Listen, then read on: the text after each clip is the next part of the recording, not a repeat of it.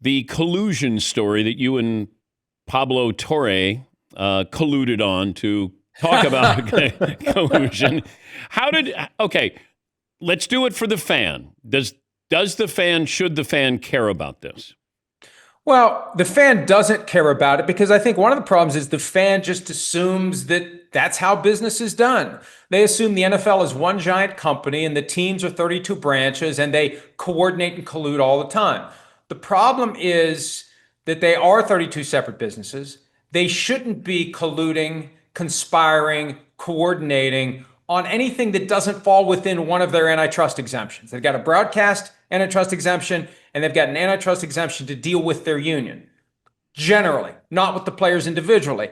And I think the question is, and I just got a text a little bit ago that is going to spark another story at PFT. How widespread is this collusive activity that we finally have found evidence of? Even though the NFL won the grievance, they were caught with their hand in the collusion cookie jar. How else are they doing it? For example, are they doing it with coaches? I believe they are. I've believed for years that they collude when it comes to coaches to hold down what coaches make. There's no salary cap, right? But there's also no salary floor.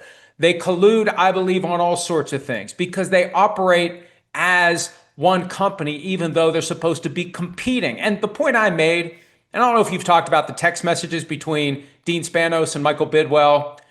Spanos congratulates Bidwell on getting Cardinals quarterback Kyler Murray signed to a contract that wasn't fully guaranteed. And Spanos says, this helps with our quarterback. You know, the point I've been making, Dan, does the CEO of Pepsi call up the CEO of Coke and say, congratulations on getting your director of research signed to this contract because now we can use the same terms? No, they're in competition. But I think because the average fan just assumes there's a certain amount of arm locking, they don't care. But they should care. They should care because it's an example of how business gets done in ways that it shouldn't get done. Any fallout from this? Like, what's next? Well, it all depends upon, I believe, what the players do now. Will the players who are in charge of the union push back against union management, which hid this thing for 5.5 months? That's the biggest part of this. Dan, the players union, through that ruling on January 14, of 2025, they acquired a hammer that they could use against the NFL in a lot of different ways.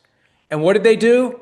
They stuck it in a drawer and locked it for 5.5 months until Pablo finally got it. And I credit him for getting it because I tried every way I possibly could. And I'm going to take some credit because I kept banging and banging and banging to get people to understand this thing's out there and it's important and somebody needs to get it, especially because they were hiding it. I understand why the league hid it because the league looks bad.